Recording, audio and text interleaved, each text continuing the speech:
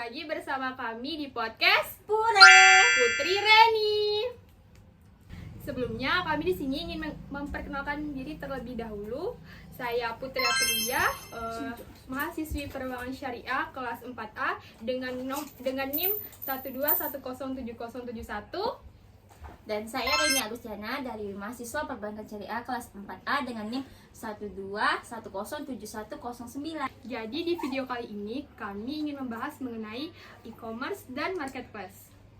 Nah, baiklah, di sini di podcast Pura ini kami kedatangan narasumber yang luar biasa, yaitu Reni Agustiana. Oke, buat teman-teman jangan lupa ditonton sampai habis ya. Ditonton ya guys. Baiklah, langsung saja kita mulai podcast pada hari ini. Jadi di sini saya ingin bertanya kepada Kak Reni mengenai Ya, e-commerce dan marketplace. Nah, pertanyaan yang pertama ini ada apa yang membuat e-commerce dan marketplace menjadi populer di Indonesia? Kalau yang saya tahu, e-commerce dan marketplace itu adalah dua model bisnis online yang memang saat ini tuh sangat populer di Indonesia, yang memang bergerak di bidang online ya. Jadi tuh ada beberapa perbedaannya, terutama di model bisnis. Kalau e-commerce tuh dia tuh lebih ke platform online yang dimiliki oleh satu perusahaan. Nah, kalau marketplace tuh dia tuh platform online yang dimana menjual dimana penjual tuh pihak ketiga tuh dapat mendaftar atau menjualkan produknya, jadi bisa mendaftar dan bisa menjual juga. Kedua tuh perbedaan di bidang penjual dan produk. Kalau e-commerce tuh dia tuh perusahaan yang memiliki platform tersebut bertindak pada penjualan utama. Kalau marketplace sendiri tuh dia memfasilitasi penjual. Jadi perbedaan ketiga tuh di popularitas di kalangan konsumen dan pelaku usaha. Kalau e-commerce tuh emang populer di beberapa tahun terakhir. Kalau marketplace tuh dia tuh populer tuh di kalangan konsumen di Indonesia. Nah, jadi meskipun e-commerce dan marketplace tuh populer, cuman emang sering dengan perkembangan industri itu digital konsumen, beberapa platform e-commerce telah bertransportasi menjadi model bisnis marketplace yang mencakup berbagai kategori produk dan penjual pihak ketiga. Mungkin itu saja yang saya ketahui. Oke, mungkin di sini untuk teman-teman yang menonton podcast Kak pada kali ini, teman-teman kan mungkin belum tahu nih apa yang membedakan e-commerce dan marketplace. Nah, jadi untuk Kak Reni bisa dijelaskan enggak apa yang membedakannya gitu? Contohnya ya, contoh dari marketplace-nya dan e-commerce-nya seperti itu. Jadi bisa kita lihat kalau e-commerce kan berupa kayak Traveloka, tempat pembelian tiket online misalkan, terus ada Alibaba dan juga Amazon. Kalau marketplace tuh kayak Shopee, Tokopedia gitu kan. Dia tempat lebih ke berbelanja sih, kayak biasa mungkin anak muda sering belanja baju atau segala macam gitu kan.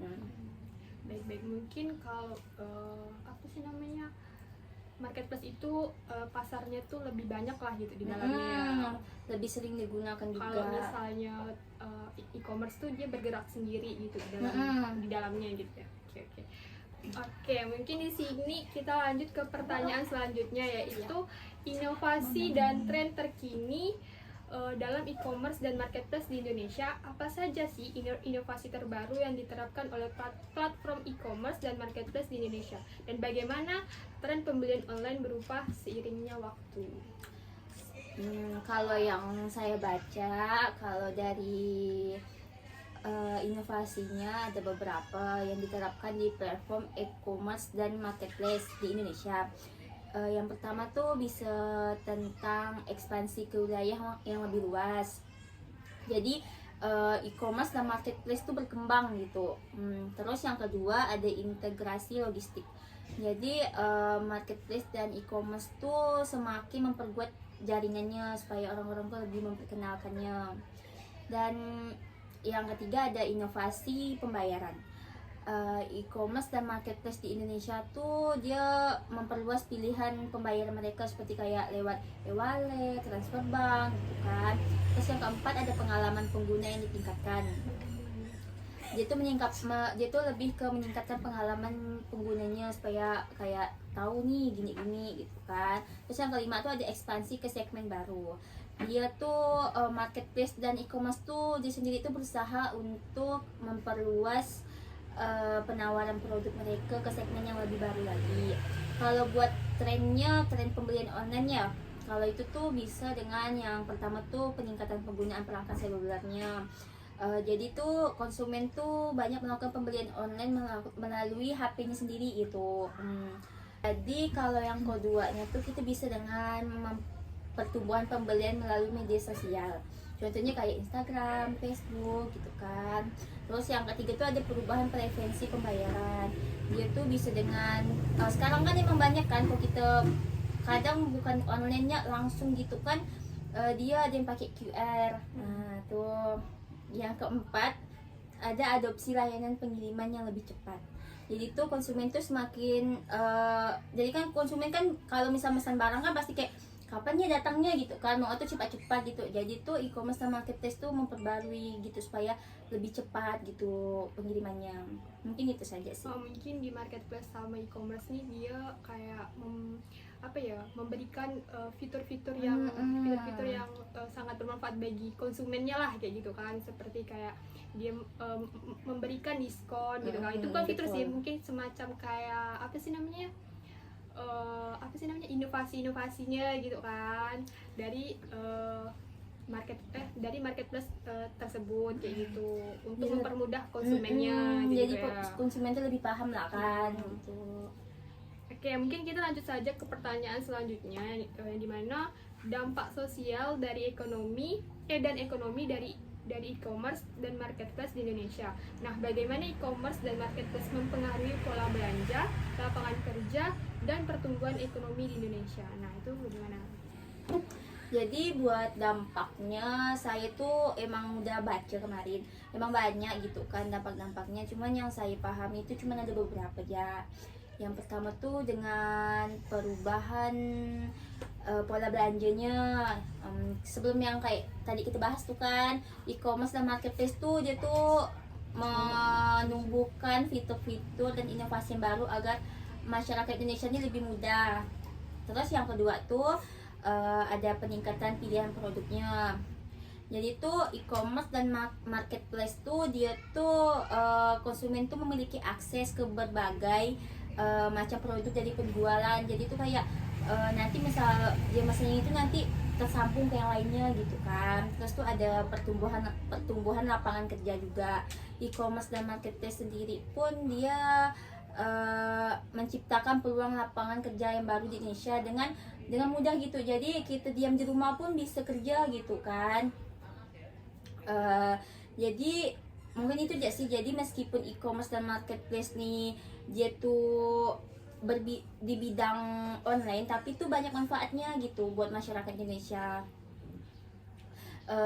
Terus oleh karena itu tuh kayak kita tuh penting untuk mengembangkan strategi yang berkelanjutan dan inklusif dalam menghadapi perubahan ini, supaya tuh perubahan ini tuh tetap berkembang seterusnya gitu. Oke, baik. Jadi mungkin di sini marketplace dan e-commerce itu sangat membantu masyarakat Indonesia gitu kan, yang dimana mungkin masyarakat Indonesia ini banyak gitu kan, kayak mahasiswa-mahasiswi itu kan sangat memerlukan adanya kayak apa sih namanya, pemasukan gitu, yang dimana kita membutuhkan uang gitu kan. Jadi kita bisa kayak menjual online shop gitu kan, di misalnya kita maunya menjualnya di Shopee gitu kan, atau kayak di Instagram kita bisa gitu kan. Sambil kuliah pun kita bisa gitu. Jadi mungkin marketplace sama e-commerce ini sangat membantu sekali terhadap masyarakat Indonesia gitu.